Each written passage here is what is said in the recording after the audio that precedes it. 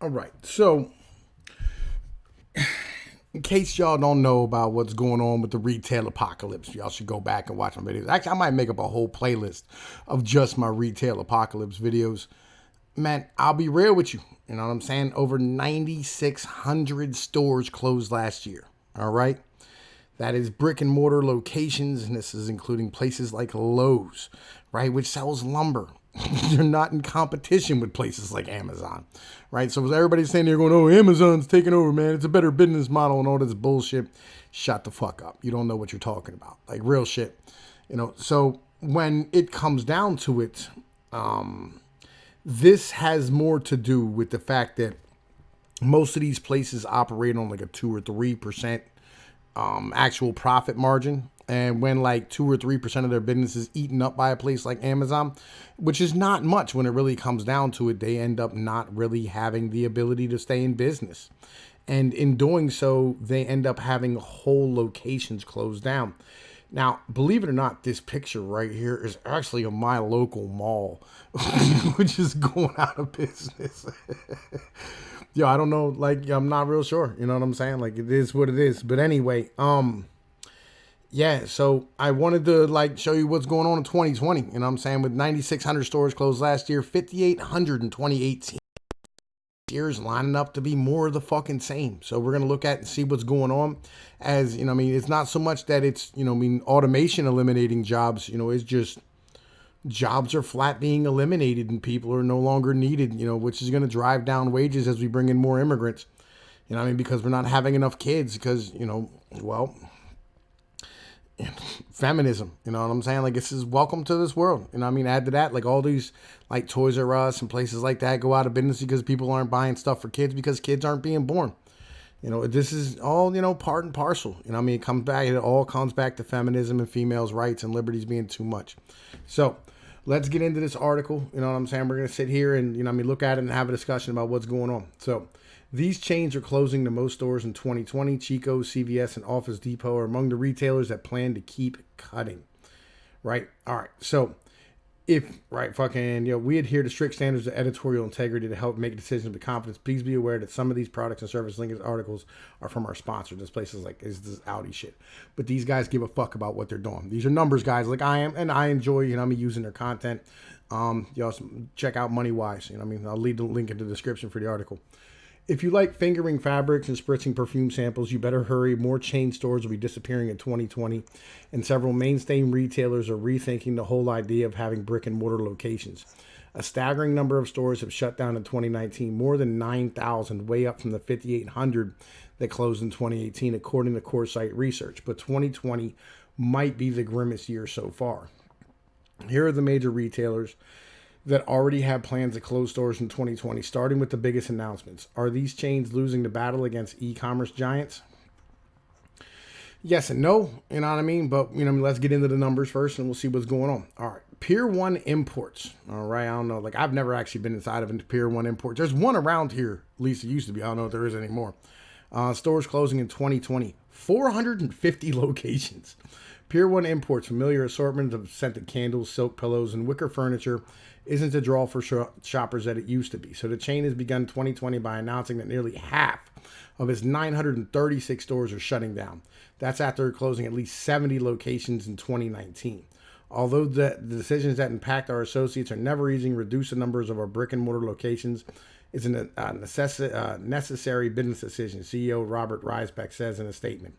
Pier 1 stores on the chopping block include only 3 operating in Alaska. Sorry, Alaskans.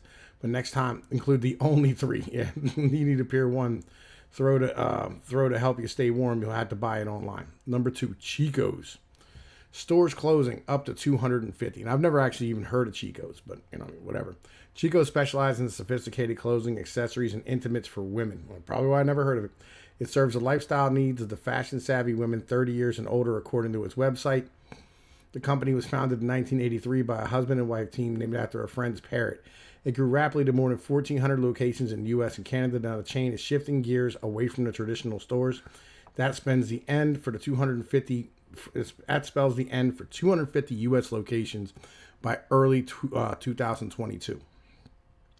Chicos has partnered with Amazon, ShopRunner, and QVC to accommodate its 8 million customers' changing needs and shopping behaviors. This company also includes the Somo and White House black market stores. Number 3, The Gap, right? Remember The Gap used to be in a fucking mall? I never really shopped there, but I knew it was there. Like, it was there for suburban white kids, you know what I mean? The Gap chain is shrinking in more ways than one. It's on its way to closing around half its stores through 2020. The company made that decision after not so merry 2018 holiday season that saw Gap sales decline 5%. It's not clear how many stores have shut down so far. But not only that, but the remaining stores will be reduced in size. Robert Fisher, chairman of the board, says the closures will breathe new life into the 50-year-old brand. Maybe the most shocking development is Gap Incorporated plan to divorce from Old Navy. That younger chain will say, okay, boomer, and hit the road. The spinoff is its separate company. AC Moore, right? This is arts and craft store for old people. If y'all never been here, it's also known as, I forget the name of it. There's Michael's. Now, the arts and craft chain AC Moore will be no more in 2020, closing more than 145 stores. It's going out of business. The retailers whose stores are known for their generous coupons, found primarily east of the Mississippi, is going out of business.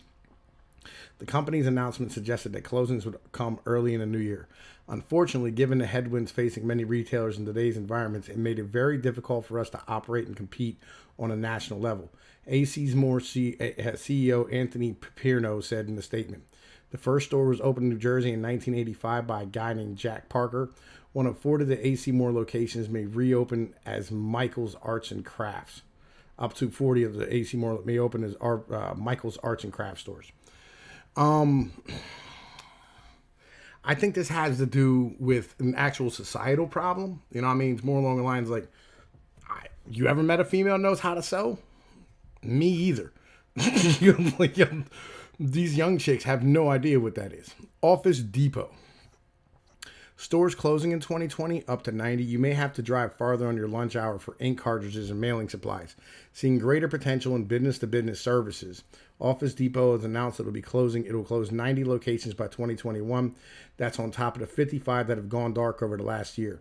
Office Supplies Company also owns Office Max. Some of those stores are on the chopping block as well. At its peak, the retailer stock price reached $44. It was a mere $2.50 in the third quarter of 2019. CEO Joe Lauer has told investors that the company stores might account for only 20% of all sales within 3 years. Number 6, Bed Bath & Beyond. Stores closing in 2020, up to 60. Bed Bath & Beyonds are behemoths. Some occupy more than 80,000 square feet and display around 300,000 items from floor to ceiling. That's a lot of bath mats, bed sheets, and pot holders. The retailers plan to turn 40 of these stores into empty big boxes by March 2020. Another 20 stores are closing from the other chains Bed Bath & Beyond owns, including Buyback Baby, Cost Plus, and World Market. As the end of August 19, the company had more than 1,500 stores in Canada, including 1,000 Bed Bath & Beyond location.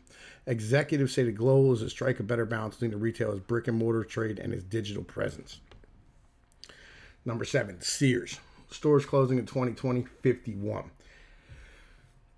Sears used to be, like it just had a catalog and you ordered online. They were your original Amazon, you know what I mean? Then they had actual stores where you go to. But,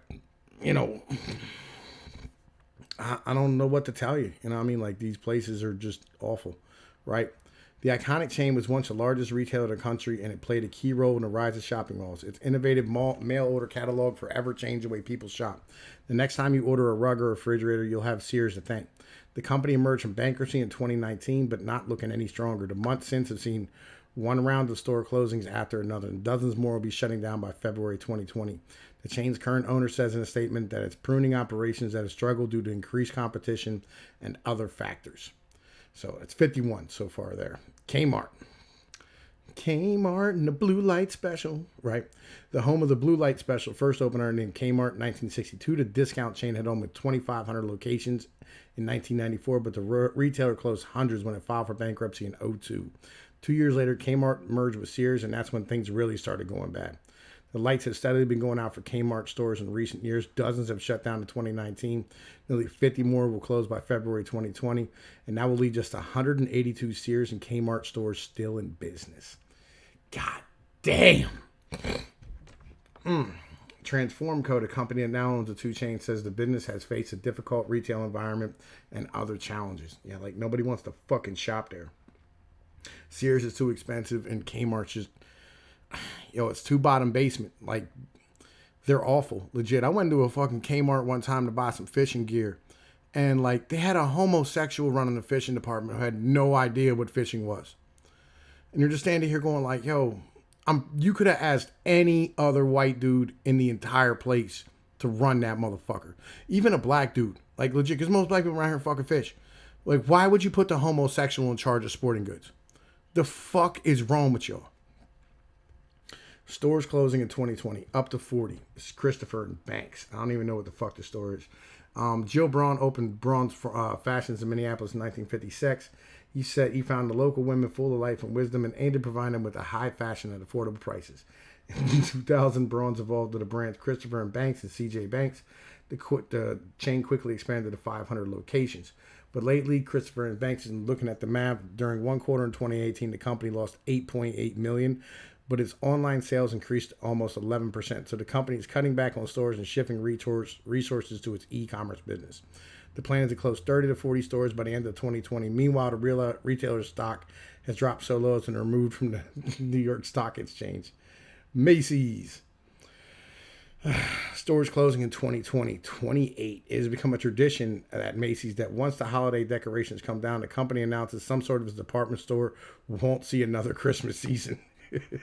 Exactly 1 year after New Year's Day 2020, the retailers confirmed to multiple media outlets that more than 24 Macy's stores will be going out of business during the first part of the year. That's on top of one closing that was announced late in 2019. A landmark location in downtown Seattle is going out of business in February.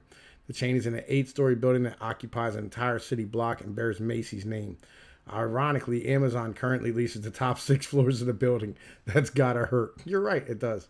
Number 11, New York & Company. Stores closing in 2020, 27. New York & Co. was hoping for more of the usual Black Friday craziness. Instead, the after Thanksgiving shopping season was a disappointingly quiet and symptom of the problems at the women's fashion accessories retailer. Shoppers are visiting the chain stores less often while spending more time on the company's website. In response, owner RTW Retail Wins is closing 27 of the shops by early February, including 19 New York & Company locations, 4 fashion and figure stores, and 4 New York & Company outlets. New York & Co. is known for collaborations with celebrities, including the actresses Gabrielle Union and Eva Mendes. The company was founded more than 100 years ago as Lerner Shops. Number 12, CVS. Stores closing in 2020, 2022, right? CVS intends to close fewer than 24 of its drugstores in 2020, which is about half the number that have shut down in 2019. You'll still find one on nearly every corner because there's going to be roughly 9,900 remaining CVS locations.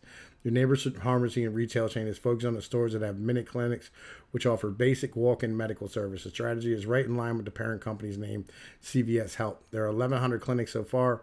If you need a flu shot, suspect a bladder infection, or dare to undergo a cholesterol screening, you're in the right place. The chief financial officer, Eva Barato, hopes that shuttering underperforming stores will generate enhanced longer-term performance. There's going to be more y'all motherfuckers closing. 13, Lord & Taylor. Stores closing in 2022, right? Lord & Taylor has been around since 1826. The Manhattan advertised fashionable dry goods such as cloaks, shawls, morning attire, laces, and embroideries. The chain has been withering in recent years and closed its New York City flagship store in January 2019. 2 locations will shutter in early 2020s at Tyson's Corner Center in Virginia and the Palisades Center in suburban New York. The company has cited economic reasons for the closure and said it would closely help laid-off employees through the transition. LT's future is highly uncertain. Latote, a fashion rental subscription service out of San Francisco, recently acquired a Lord & Taylor chain from Hudson's Bay, the owner of Saks Fifth Avenue. Bloomingdales will be closing one location, the store in South Miami. It's one of only 35. So it's kind of like, percentage-wise, that's a lot. And I mean, legitimately, that's a lot. One of only 35 Bloomingdale locations listed on this company's website will be closed mid-January. According to local media reports, the Miami Bloomingdales opened in 1984. It was knocked out of business for more than a year after Hurricane Andrew tore through South Florida in 1993. The store was able to come back from a Category 5 hurricane but it couldn't survive what has been dubbed the retail apocalypse. Well, folks, you know what I'm saying? This has been the retail apocalypse. You know what I mean? Like, I wanted to give you all an update about what's going on in 2020. Tell you this shit ain't stopping. You know what I mean? Like, we figured eventually it would slow down. It's not. It's not going to slow down. It's not going to stop. It's going to keep banging. We're at, you know what I mean, nearly probably 500 to 1,000 at this point right now, maybe more. We're going to have more to come. You know what I mean? It is what it is. But I wanted to bring you all this video, let you know what the situation is. You know the deal, man. We love these economic videos around here. So in the meantime, you know the deal. I'm going to holler at y'all motherfuckers later. This is Tom P's Pnoid News. Peace be like one. Later.